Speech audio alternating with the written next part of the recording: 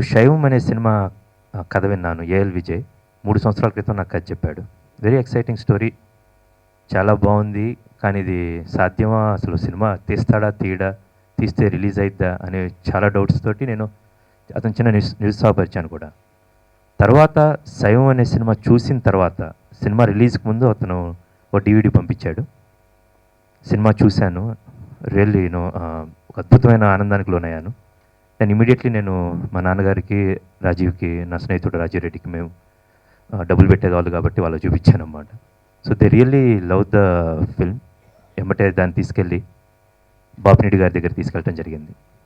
అక్కడ ఆయన చైర్మన్ గారికి, రామోజీరావు గారికి, కిరణ్ గారికి చూపించడం.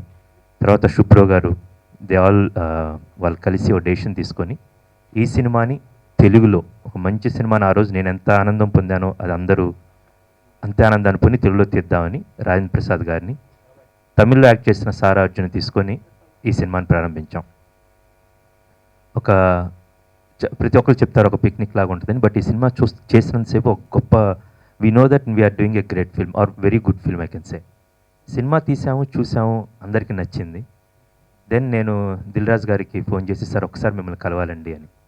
నేను గమ్యం సినిమా తీసినప్పుడు ఇప్పుడు దాకా ప్రతిసారి నేను రాజుగారిని కలిసినప్పుడు ప్రతిసారి చెప్తా ఉంటాను, సార్ గమ్యం సినిమాని తీశానండి, బిడ్డని మీ చేతిలో పెట్టలేకపోయాను అప్పుడు అని.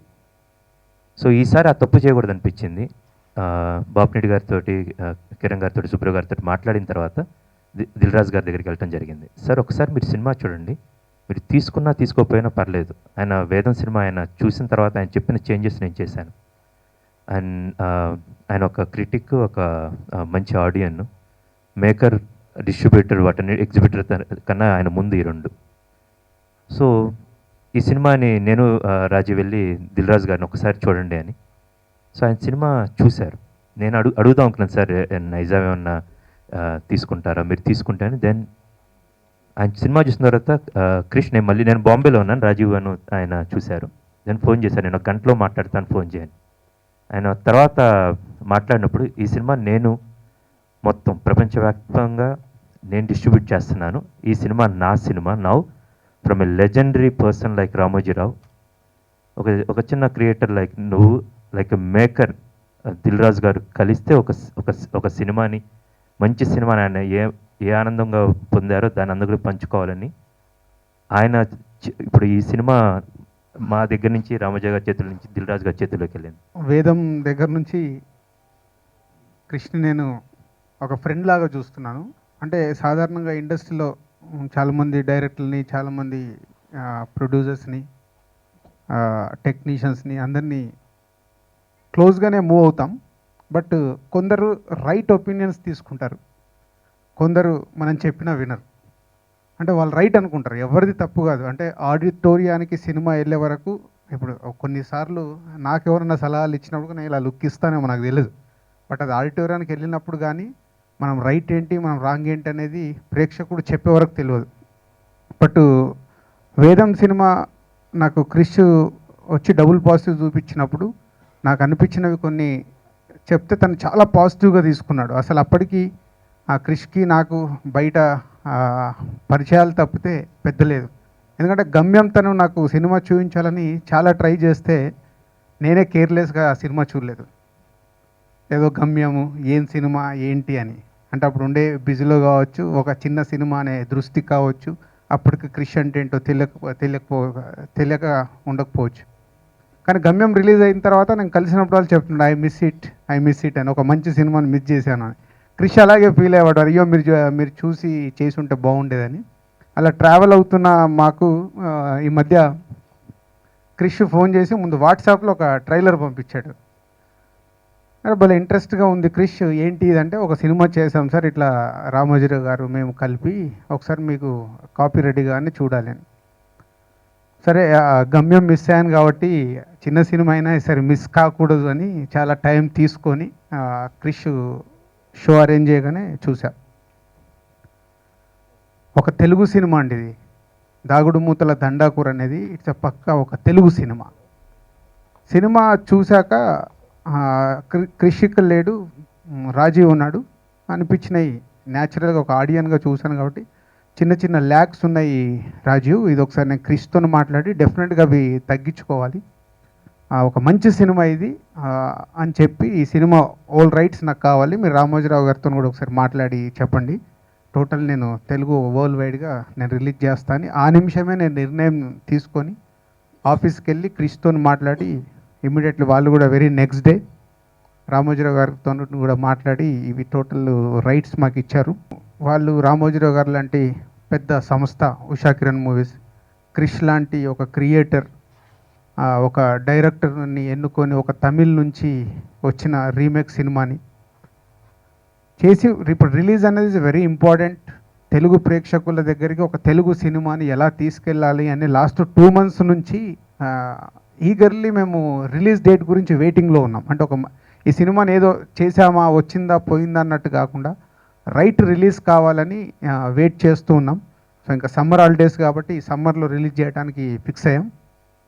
కాంపాక్ట్గా తెలుగు ప్రేక్షకుల దగ్గరికి తీసుకెళ్ళడానికి ప్రయత్నాలు మొదలుపెట్టాం. ఇది రాజుగారు చెప్పినట్టు ఇది అచ్చ తెలుగు సినిమా అండి. ఇది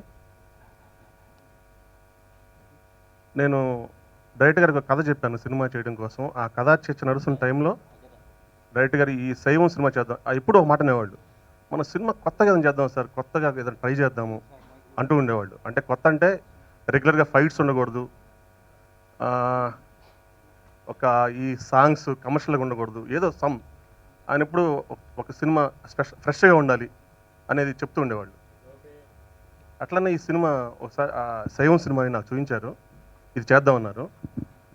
శైవం ఒక చిన్న లైన్ అండి, ఒక చిన్న కథ, ఫ్యామిలీ ఎంటర్టైనర్ ఇది. దీంట్లో ఫ్యామిలీ కథ అంటే జస్ట్ ఇప్పుడు మన ప్రజెంట్గా మన ఫ్యామిలీస్ మనం ఎలా ఉన్నాం, మనం ఎక్కడి నుంచో పుట్టేసి అక్కడి నుంచి ఇక్కడికి వచ్చేసి ఈ స్పీడ్ ప్రపంచంలో మనల్ని మనం మర్చిపోయి పరిగెడుతూ ఉన్నాం. ఒక గమ్యం తెలియకుండా, ఒక ఉనికి తెలియకుండా పరిగెడుతున్నాం. సో పిల్లల దగ్గరికి వచ్చేసరికి వాళ్ళు లైక్స్, షేర్స్, కామెంట్స్ అనే నెట్ ప్రపంచంలో లవ్ అనేది తెలియకుండా బతికేస్తున్నారు పిల్లలు. ఇలాంటి క్యారెక్టర్స్ తీసుకొని ఆ క్యారెక్టర్స్తో ఒక ఇన్సిడెంట్, ఒక సంఘటన ముడిపెట్టి ఒక అద్భుతమైన కథ చేశారు విజయ్ గారు. దాంట్లో కోడి ఒక ప్రధాన భూమిక. ఆ సంఘటన ఈ వ్యక్తుల మధ్య ఎటువంటి ఎమోషన్స్ రైజ్ చేసింది, దాంతో అసలు విలువను పక్కన పెడదాం, ఆనందం అనేది మర్చిపోయి మనం బతికేస్తున్నాం, ఈ ఆనందాలు ఎలా ఉంటాయి, మన ఫ్యామిలీ ఫీల్స్ ఎలా ఉంటాయి అనేది ఈ కథ సారాంశం. డెఫినెట్గా ఇది ఒక మంచి సినిమా అండి. మంచి సినిమా చూడాలి, మంచి సినిమా కోరుకునే ప్రేక్షకులందరూ కూడా ఒకసారి థియేటర్కి వచ్చి, నేను మీ ద్వారా వాళ్ళకి చెప్తున్నాను, ఒకసారి థియేటర్కి వచ్చి చూసి వాళ్ళకి నిజంగా నచ్చితే 10 మందికి చెప్తారని, ఈ ప్రయత్నాన్ని సఫలం చేపిస్తారని కోరుకుంటున్నాను. Small film, because the film talks from the heart. It's not only touches your heart, but it also gives you the entertainment. There's a lot of fun. Generally, many may think that this is a film which will have lot of serious elements in it. But more than any serial elements, it talks from the heart and it really entertains you out and out. So basically, when it came to us from Krish Garu, the proposal, we liked the entire concept. Krish Garu was kind enough to make certain changes, take it up to another level. And I think the outcome which came out is something which is great. And to promote this kind of film, we need the press's support utmost. సంగీత దర్శకుడుగాను, పాటల రచయితగాను పనిచేశాను. క్రిష్ గారి గమ్యం సినిమాకి first music చేశాను. ఆయన వచ్చి Shaivam cinema చూపించారు, నాకు చాలా బాగా అనిపించింది. అది తీస్తున్నాం అంటే ఇందాక నుంచి అందరూ ఒరిజినల్ శైవం చాలా బాగుంది అది అంటుంటే, సాధారణంగా మళ్ళీ మనం రీమేక్ చేసేటప్పుడు అదే సినిమా కదా, ఇందులో ఏడు ప్రత్యేకత అనిపిస్తుంది. అలా కాకుండా ఈ టోటల్ సినిమా అద్భుతంగా రావడానికి కారణం మన దర్శకులు రాధాకృష్ణ మల్లేని. ఆయన చక్కగా ఈ ఫ్యామిలీ మధ్య ఉండే బంధాలు, కొన్ని మిస్ అయిన సెంటిమెంట్స్ తమిళ్ మాతృకలో లేనివి చక్కగా తీసుకొచ్చి పెట్టారు. నిజానికి ఈ సినిమాకి పాటలే అవసరం లేదు. ముఖ్యమైన రెండే క్యారెక్టర్లు, ఓ తాత మనవరాలు, మధ్యలో ఒక కోడి. వీళ్ళతోటే సినిమా ఎంటర్టైనింగ్గా వెళ్ళిపోతుంది.